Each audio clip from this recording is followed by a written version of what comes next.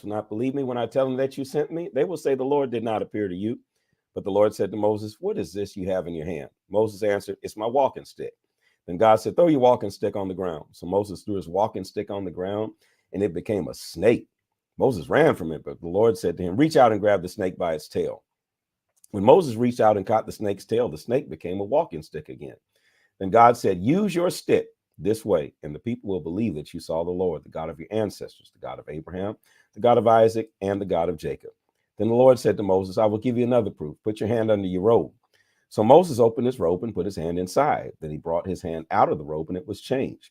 His hand was covered with spots that were white like snow. Then God said, now put your hand into your robe again. So Moses put his hand into his robe again. Then he brought his hand out, and his hand was changed. Now his hand was good again, as it was before. Then God said, if the people don't believe you when you use your walking stick, then they will believe you when you show them this sign. If they still refuse to believe after you show them both of these signs, then make some water from the Nile River. Pour the water on the ground, and as soon as it touches the ground, it will become blood. Then Moses said to the Lord, but Lord, I'm telling you, I'm not a good speaker. I've never been able to speak well. And that hasn't changed since you started talking to me. I'm still not a good speaker. You know that I speak slowly and don't use the best words. Then the Lord said to him, who made a person's mouth? And who can make someone deaf or not able to speak? Who can make a person blind? Who can make a person able to see? I am the one. I am the Lord. So go. I will be with you when you will speak. I will give you the words to say. But Moses said, Lord, I beg you to send someone else, not me. Then the Lord became angry with Moses and said, all right, I'll give you someone to help you. Aaron the Levite is your brother, isn't he? He's a good speaker. In fact, Aaron is already coming to meet you, and he'll be happy to see you. I will tell you what you will say. Then you will tell Aaron, and I will help him to say it well. I will tell both of you what to do. So Aaron will speak for you. Like God, you will speak to him, and he will tell the people what you say. So go and carry your walking stick with you. Use it and the other miracles to show the people that I am with you. Exodus 5, Moses and Aaron before Pharaoh. After Moses and Aaron talked to the people, they went to Pharaoh and said, the Lord, the God of Israel, says, let my people go into the desert so they can have a festival to honor me. But Pharaoh said, who is the Lord? Why should I obey him? Why should I let Israel go? I don't even know who the Lord is. So I refuse to let Israel go. Then Aaron and Moses said, the God of the Hebrews has talked with us, and we beg you to let us travel 3 days into the desert. There we will offer a sacrifice to the Lord our God. If we don't do this, he might become angry and destroy us. He might make us die from sickness or war. But Pharaoh said to them, Moses and Aaron, you're bothering the workers. Let them do their work. Go back to your own work. There are very many workers, and you are keeping them from doing their jobs. Pharaoh punishes the people. That same day, Pharaoh gave a command to the slave masters and Hebrew foremen. He said, you've always given the people straw to use to make bricks, but now tell them they have to go and find their own straw to make bricks, but they must still make the same number of bricks as they did before. They've gotten lazy. That is why they're asking me to let them go. They don't have enough work to do. That is why they asked me to let them make sacrifices to their God. So make these people work harder. Keep them busy. Then they will not have enough time to listen to the lies of Moses. So the Egyptian slave masters and the Hebrew foremen went to the Israelites and said, Pharaoh has decided that he will not give you straw for bricks. You must go and get the straw for yourselves. So go and find straw. You must still make as many bricks as you made before. So the people went everywhere in Egypt looking for straw. The slave masters forced the people to work even harder. They forced the people to make as many bricks as before. The Egyptian slave masters had chosen the Hebrew foremen and had made them responsible for the work the people did.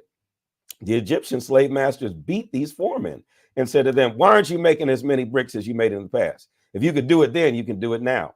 Then the Hebrew foreman went to Pharaoh. They complained and said, we are your servants. Why are you treating us like this? You give us no straw, but you tell us to make as many bricks as before. And now our masters are beating us. Your people are wrong for doing this. Pharaoh answered, you are lazy and you don't want to work. That is why you asked me to let you go. That is why you want to leave here and make sacrifices to the Lord. Now go back to work. We'll not give you any straw, and you must still make as many bricks as you did before.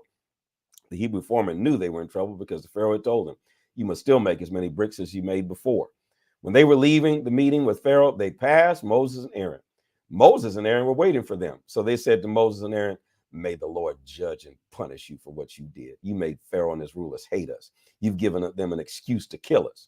Moses complains to God. Then Moses prayed to the Lord and said, Lord, why have you done this terrible thing to your people? Why did you send me here? I went to Pharaoh and said what you told me to say. But since that time, he has made the people suffer, and you've done nothing to help them. Exodus chapter 6. Then the Lord said to Moses, now you will see what I will do to Pharaoh. I will use my great power against him, and he will let my people go. He'll be so ready for them to leave that he will force them to go. Then God said to Moses, I am the Lord. I appeared to Abraham, Isaac, and Jacob. They called me God all-powerful. They did not know my name, the Lord. I made an agreement with them. Excuse me. I promised to give them the land of Canaan. They lived in that land, but it was not their own. Now I've heard their painful cries. I know that they are slaves in Egypt, and I remember my agreement. So tell the Israelites that I say to them, I am the Lord. I will save you. You will no longer be slaves to the Egyptians. I will use my great power to make you free, and I will bring terrible punishment to the Egyptians. You will be my people, and I will be your God. I'm the Lord your God. You will know that I made you free from Egypt. I made a great promise to Abraham, Isaac, and Jacob. I promised to give them a special land. So I will lead you to that land. I will give you that land. It will be yours. I am the Lord. So Moses told this to the Israelites, but the people would not listen to him. They were working so hard, they were not patient with Moses. Then the Lord said to Moses, go tell Pharaoh that he must let the Israelites leave this land. But Moses answered, Lord, the Israelites refuse to listen to me. So surely Pharaoh will also refuse to listen. I'm a very bad speaker.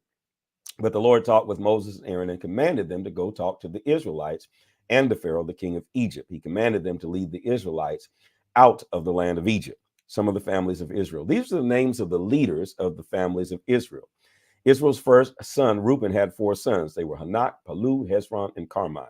Simeon's sons were Jemuel, Jamin, Ohad, Jachin, Zohar, and Shual. Shual was the son from a Canaanite woman.